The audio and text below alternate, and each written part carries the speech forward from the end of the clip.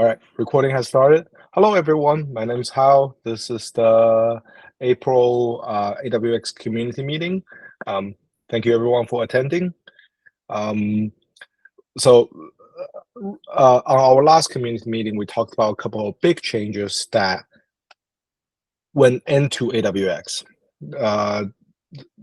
The three notable ones are the postgres 15 upgrade, and the new change to database migration within a job container rather than within directly within the AWX operator, and also liveness and readiness probe. So from these changes, we know that there would be some edge cases that happens when we do these big changes, but we did not anticipate to cause this much trouble. So I gather a list of issues that the recent changes have caused, and we're gonna go over them and apologize for them. All right, so let me go ahead and share my screen. If there's anything that we missed from the list, please let us know. All right, so this is this week's community meeting agenda. In the agenda, I listed four large issue that we caused. So first thing first, this one is probably the worst one out of all of them. When we switch to Postgres 15, we also switched to the SCL Org Postgres 15 image. And there is some significant differences between the SCL Org image and the Docker Hub Postgres 13 image. One of the most notable one is where the Postgres data directory is actually located. We did not read the doc clearly, and we overlooked this very significant detail, which caused anyone that upgraded to AWX Operator 2.13.0 to lose their data if they have restarted the Postgres. Now, thanks to our community, we discovered this issue within hours of publishing the 2.13.0 release, and we pulled we deleted the AWX Operator 2.13.0 image from our Quay org. So hopefully the impact was not that widespread. And in our form, we also published remediation actions. Like if you happen to have upgraded to AWX Operator 2.13.0, what to do to back up your data, and what to do to move on to the next version without suffering data loss. Again, our apologies. We will try to improve our CI to add in some basic data persistence verification, like just kill the Postgres pod and make sure that after it comes back, everything's still healthy, to make sure that this doesn't happen again. Yeah, and Christian, sorry, go ahead. I can speak to this a little bit too. Yeah, there's a couple parts to this. So a lot of the ways that we have been testing internally don't capture community workflows as well as they should.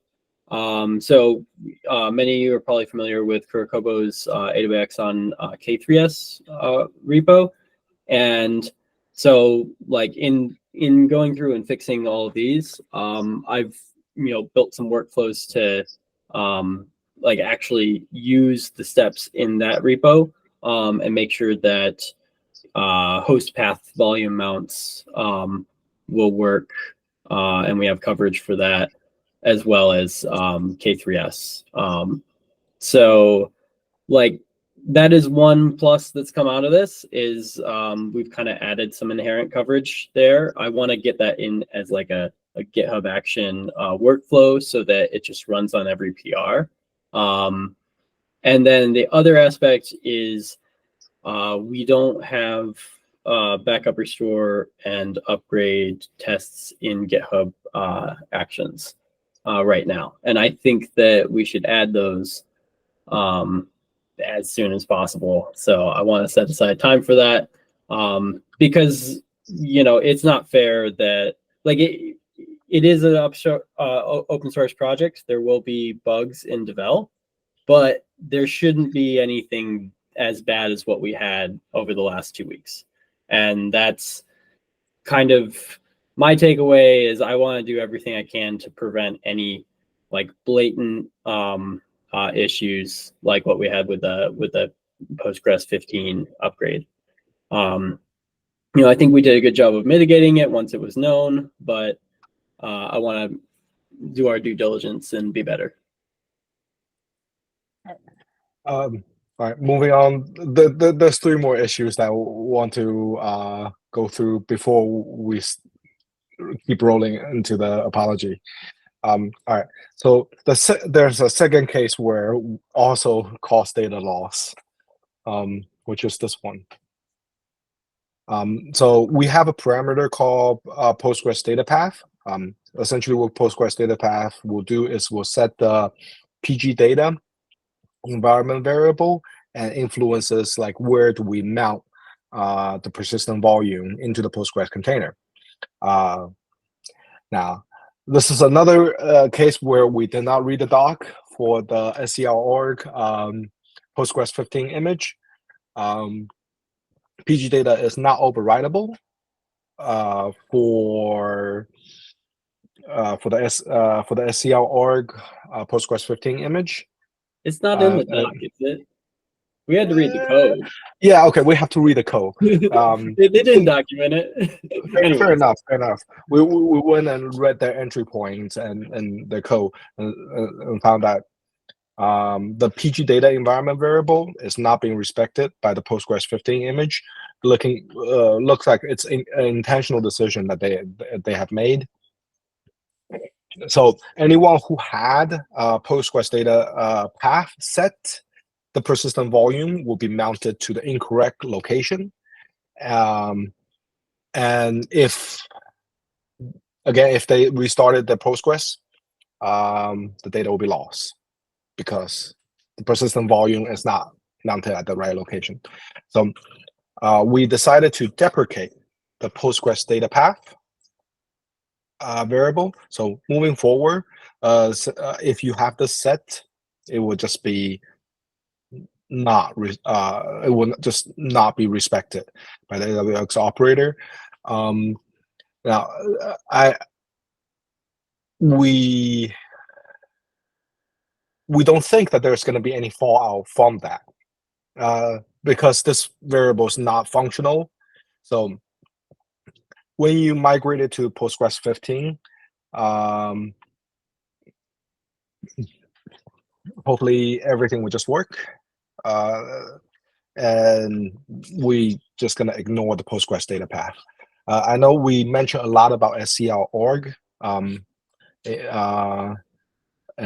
I would just like Christian to explain a little bit of a thought process behind moving towards SCL Org, because this is something that we will continue to do, moving our images away from the Docker Hub images to the SCL Org images.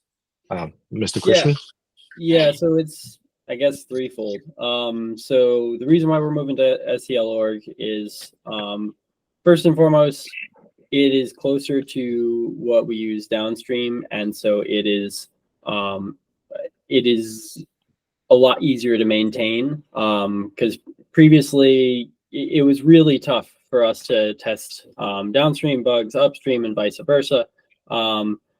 and it just incurred a heftier maintenance cost for each bug that was related to Postgres. And so that's one thing. The other thing is we want to make this consistent across all the other operators. So EA server operator and Galaxy operator will tomorrow, but EDA server operator is SCL Org already. And then the last thing is escaping me right now, but there was another good reason. And when I think of it, I'll put it in the chat. It's an intentional. Yeah, the SCL org, right? It's essentially an upstream version of some of the images that Red Hat uses in product. It have CentOS, RHEL, and Fedora based images. So, and the interface is aligns with what we are more familiar with. Well, at least there, we want to drive consistency across all of the projects, right? Like what Christian said earlier. So, and this is one step towards that. And we will be continue to move our images, like for example, Redis, towards SCL org based images. Now, the other kerfuffle around Redis aside, we're not. I don't have any news on that yet. If anyone's curious, but yeah, I just a quick thing on that. We're gonna take our time with moving to a different Redis image because we want to make sure that we don't have any data dir issues that go around. So we'll definitely be taking our time doing our due diligence there. yes. The current image for SCL Org Redis 7, they deleted the latest tag and it's pinned at C9S. They're not going to be updating that one, so we're probably going to move to Quay.io/Fedora/Redis-7. So that's long term well, I guess short term in the next 2 years, probably what we're thinking, and then we'll see how the license debates go for Redis. So again, we will be much more careful with moving images from now on because we have learned our lessons, and I'm sorry. And moving on to the third one, that's also SCL org related. So this one's a little bit less bad. Like it doesn't run through and then give you a potential of lose of data. It just kind of fails at the front. So one of the key differences between the Postgres, the Docker Hub Postgres 13 image and the SCL org Postgres 15 image is the user that Postgres is running in. The Docker Hub one runs as root. The SCL org one runs as user 26. And user 26 may not have permission to create a data dir. Depends on the different TV that you're using. So we didn't catch this because this is not reproducible in kind cluster or on OpenShift or microshift. So and this is what I was talking about is like the Kurokobo's AWX on K3S. You hit it there because you're using host path, and host path, that's mounting your Kubernetes node, like local file system as a PVC. And so you need to prepare the permissions on that directory that you're mounting, or we need to do something to set those permissions when the container comes up. So we opted to add in a toggle to make it easier to set those permissions. And Hao has an example right there that if you scroll all the way down, you'll see it. Yeah, it's a long thread. Hold on. I did on the other PR that's linked, 1805. But yeah. I'm looking for, there we go.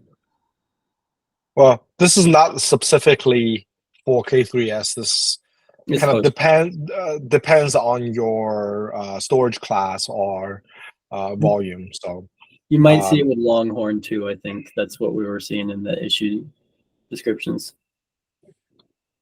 Yeah, so that Postgres data volume init. So if you are running into that permissions error, which that shows if you just tail the logs for the Postgres pod, then if you set that flag, that will init those permissions and get rid of that error. The other way to do it is you could chown the host directory that's getting mounted as user 26, UID 26. But either works. I think the operator toggle is probably easier for most people. Yep. So by default, this will just run Chimala and Shown. We also that's in the docs now too. If you go to the database configuration docs, it's in there. So if anyone's trying to find this later. Yes. I should probably bring up the doc. You're right. There we go. Yeah, a lot easier to follow. So that's in our doc build. I can find a link and put it in the chat. All right. So if you're running into this problem, cannot create directory, permission denied, either pre-prepare the persistent volume, pre-prepare the directory in the persistent volume, or leverage the data volume in the container, Postgres data volume in the container, and that should be good. All right, so I think we went through all 4 of these cases, right? Is there anything else we can think of, Christian, that I missed from the list? Oh, no, I still have this last one I have to go through. This is still in progress. We have not finished it. Hopefully this will be listed as one of the known issue in today's release of AWX Operator. But so for people who's using like external Postgres database, right? So if they have TLS verification enabled for the connection, currently when we implemented the code, we don't have a way of adding custom CA cert for the migration container.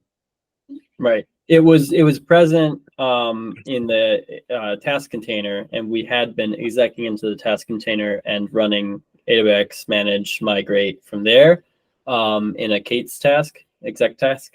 But now that we're doing it in a init container, we need to make sure that those the CA certs are in there. Actually, Christian, would you mind reply to here and provide a workaround? So essentially, the workaround would just also be manually execting into the task or web container and run the migration, and then the operator should get past this point, right? Yeah, that would work. All right, perfect. So there is a workaround. Christian is gonna go write it down for this, but we will work on fixing it. It's a known issue. It should be fixed before the next version. Not today, but hopefully the release that's coming in 2 weeks. Moving on. So again, thank you very much for everyone in our community that help us discover all of these problems. We really appreciate you, and we're sorry that we created bugs that cause data loss. That is not acceptable. We will try to do better in the future. All right. I'm going to pause for a second for any comments or anyone else.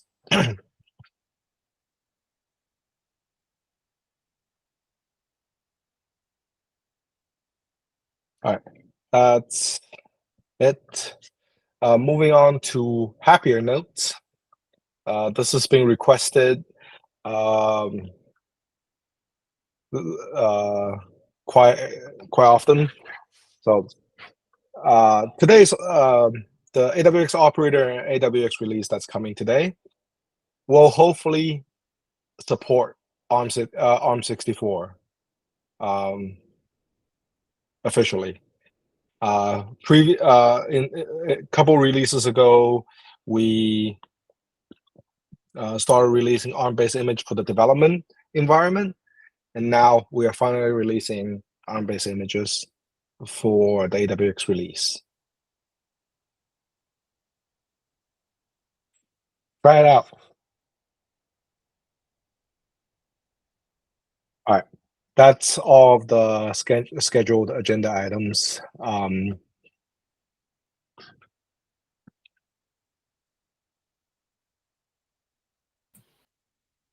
So yeah, now might be a good time to open it up to the floor. If anyone has questions, you know, PRs they want to look at, thoughts, feel free to jump on in. There was a PR a while back on configuring the Redis container. And one of the things that it was supposed to do was allow you to specify the data path, because the data path changes between the Docker Redis version and the SCL Org image. Is there any plans to revisit that? Because I think it was by another user that's not on this call. Redis, we're only using Redis for like caching purposes. The data is not persistent. Right, but it actually prevents the container from starting. Oh, I see. Yeah. How I think we, if I recall correctly, we like merged the SCL Org image change and then found issues and reverted like a day or two later or something. That's right. Yeah. That's right. Also, I found that SCL Org does not have ARM-based image, and personally, I am on an ARM-based machine. So, well, that's definitely a blocker for you. Yeah. Hey, Hao, just as an aside really quick, did you check the Fedora Redis image? Because that might have ARM support. While we're here, we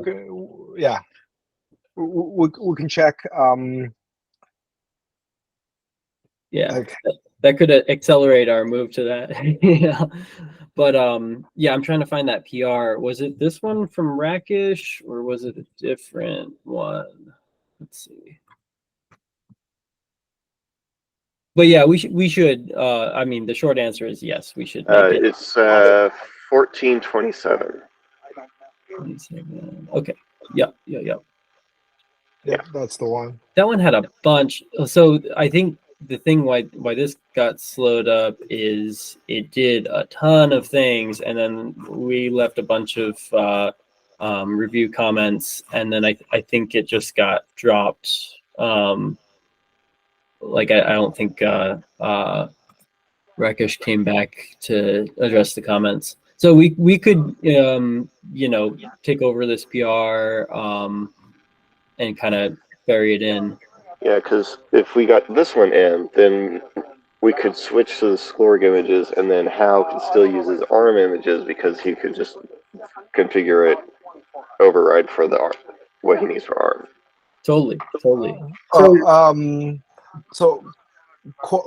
Question: the Docker Hub Postgres and the Docker Hub Redis image. What's its current state? Is it just like defunct from like that announcement onward? Like won't be updated for any for like completely? I don't know about the Docker Hub one. I think it's still pullable. But the SCL Org latest tag has been just removed. But there's a new tag that is C9S that is going to be like the last pinned. This is the last update we're going to give to that Redis 7 So that's why we're going to switch to the Fedora Redis image as soon as we can. But I don't know about the Docker Hub one. Caleb, do you know? I don't know if it's what its support status is. I just know that as a company, we trust these SCL Org a lot more. Yeah. And so, especially since we have Red Hat subscriptions, so we use the Red Hat stuff. But I would just like to be able to say, tell AWX, hey, let's use the Redis or the Red Hat SCL version of. But I can't do that with the operator running because it sets the wrong data path. Right. Okay, that makes I can sense. turn the operator off, go modify the config manually, and then it would work. But I don't do that. Gotcha. Yeah, So we should probably support these customization regardless whether we like which image we end up moving towards. Just to provide the flexibility, I'll put this one on the list to try to go over. yeah, so option one is we just go ahead and make the move to Fedora Redis 7 and all in one go, and then hard code that data path. But the better move would be do that, but also make it possible to customize the Redis data path so that if a user wanted, they could still use the Docker Hub version if they want. Oh, that brings me to the other reason why we want to move to the SCL Org images is they are not throttled. So I don't know if anyone else has been seeing this, but if you do a bunch of deployments in a day, like I hit it a lot. You get throttled by Docker Hub if you're not off with a pull secret. Do we have a issue or forum post or anything that tracks the decisions and changes that we need to make around Redis upstream? I don't know. We should have one. We should have one. It's an important enough one that like decisions and opinions should be captured. Now, would that be something maybe we do in the forum.ansible.com as a discussion? I think GitHub issue. Yeah. GitHub Okay. issue. I'm looking for the Fedora Redis image. I'll link it. Don't worry. Thank you very much. Speaking of Quay Redis, does not have the best search. Well, I Sorry, just go ahead. did it from memory. So. speaking of Redis, I hear that their license changed recently. I don't know a lot of the details, but just wanted to throw that on y'all's radar. Yeah, I can kind of summarize. That's actually largely why we're moving to the Fedora one temporarily. So yeah, the high level, what we know now is, Redis changed their license, and we will have to move away from Redis at some point in the future. We're just trying to figure out what that point is, and not on the record. The hand wavy idea that we in engineering have right now is that once we move to CentOS 10 or EL 10, then we're going to need to not have Redis for that first supported version on EL 10. So does not. Oh, dang. Sorry, Hal. But yeah, so that is definitely on our radar. It is definitely something we're looking at. That's why the latest tag got removed for the SCL Org Redis image. And so as a temporary measure, we're going to move to the Fedora team's Redis image. And then we're going to ultimately have to do something to address the fact that we can't have Redis baked in on EL10 based deployments. Largely, we will be following suit on the this is a problem that a lot of upstream communities have to address, right? Fedora, CentOS, RHEL. This is and we will like to follow suit on what they end up deciding to go with regard to, like, if not Redis, what are we going to use?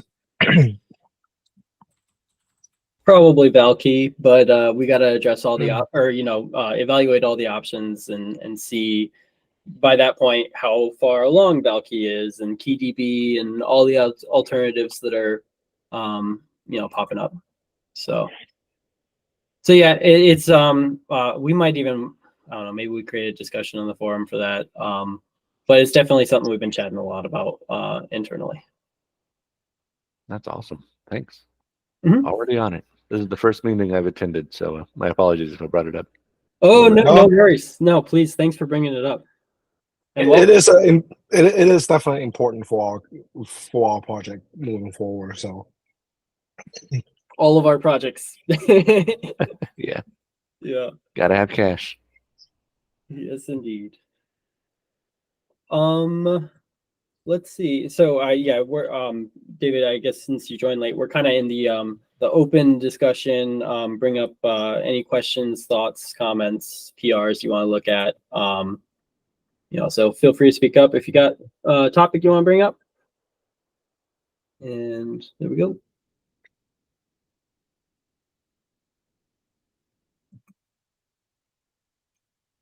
How was there anything in particular you wanted to look at while we have people on the call? Is there any PR that someone submitted here that we want to go over and review, or is there any particular issue that it's been bothering you for a long while that we should address? Feel free. This is the right time. I'll put one forward just to get some eyes on it. Would be the HPA one from David Hageman. I'll link it. I'm mostly just linking it to say, like, if you get some time to try it out, your feedback would be great. Here it is.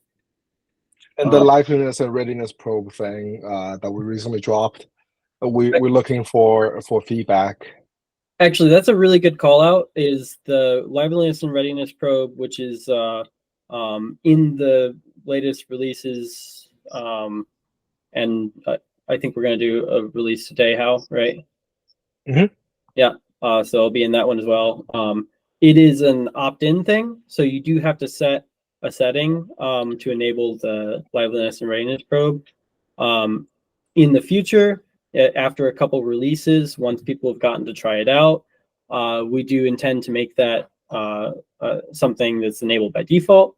But we did want to be careful about rolling out something like that, because if there's a problem with the check, then your deployment doesn't come up.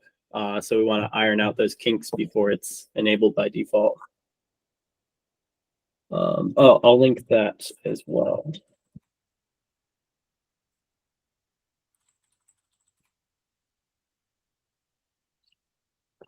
There we go. And David's PR for the horizontal pod autoscaler is really, really simple. It's essentially just telling the AWX operator, stop managing the replica for the task and web deployment. So the horizontal pod autoscaler, or you manually, could be mucking with it without conflicting with the operator. Yeah, so the summary there is usually in Kubernetes, you create a horizontal pod autoscaler if you want to scale automatically and create new pods once you've maxed out your limits on the first pod. But the problem here is that it's managed by the operator. The replicas are managed by the operator. So it's basically a toggle, like Hao said, to have the operator ignore it so that the operator doesn't go and try and reset all the good work that the horizontal pod autoscaler is doing. And while we are here drumming up support or engagement around different new feature that's coming up, I would like to personally put one forward too. Okay. So we in AWX operator, right? I think we can all agree that the parameters are getting out of control. There is a lot of different knobs to turn for various unique deployment scenarios, and I would like to rein them in a little bit. So Hirokobo and I put up a couple PR that allows, like, gives a flexible framework to essentially allow you to inject pretty much anything that you want into any of the resources that's managed by AWX operator. Now, I understand that this is a very, very flexible feature, and like if used, like it's a very powerful feature that might, if used incorrectly, would definitely cause problem. But I still want to put this forward so that our main resources and what AWX operator is actually like controlling shrinks a little bit. So this is my proof of concept. It's 1695. It's leveraging customize within the AWX operator that essentially like allows you to override anything within the deployment resources. I only implemented for the deployments, like for the task and web deployments for now, just trying it out. Like, please take a, this is a very, very rough proof of concept. If anyone's like, if this particular idea resonates with you, right, please take a look. Like, for example, using this idea, we should be able to also override, so the Postgres data path thing too. Sorry, the Redis data path thing that Danny was mentioning earlier. Should, I don't know the limitation of this proof of concept yet, but theoretically, anything that you can customize, you should be able to do it through this pattern. And this is Hirokobo's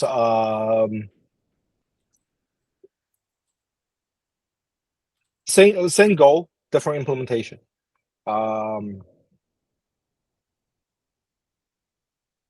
He's been much more Ansible. This is a much more Ansible native implementation.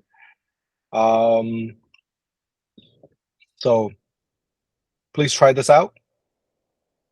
If the idea resonates with you, and let's see does it help you with your specific cases? If yes, tell us about your specific case. Tell us how you leverage this feature, and we'll try to make a decision on this. Like, this is a little bit further out. So any data point will help us try to make a decision. But yeah, I just want the CRD to be a little bit simpler. Also, one thing, one thought I had is there a way that we could make it easier for y'all to try out changes like this? Like, is checking out a PR and running make deploy good, or would it be easier if we had like a, I don't know, like a beta channel, or like a try out these? I guess we have it's just develop, but if we want to like have a feature branch for overrides and have people be able to try it out, maybe we could have a beta release for that. I don't know. Just drumming up ideas. If this is something that resonates with you, if you're willing to try this out, comment in the PR. If we don't put up an automation, I will handcraft one for you. Yeah. That'll work too. But if it's something that we want to carry around a little bit longer, as people iterate through, right? I think Christian, we can leverage the feature branch, which builds if essentially if you create a branch that's feature underscore, we will build the images. Right. That, and also if we wanted to, it would not take much work at all to augment the GitHub action for releasing to be able to do a beta release from a feature branch. That wouldn't be too bad. So please take a look at those two PRs. See if the idea is sound. See if this is a pain that you have when trying to work with the AWX repo, working with AWX operator, and let's go from it. Maybe we're solving a problem that just doesn't exist, right? So we want more data. Yeah, definitely. All right. Any other topic? I think that might be it. If that's it, I'm gonna stop the recording.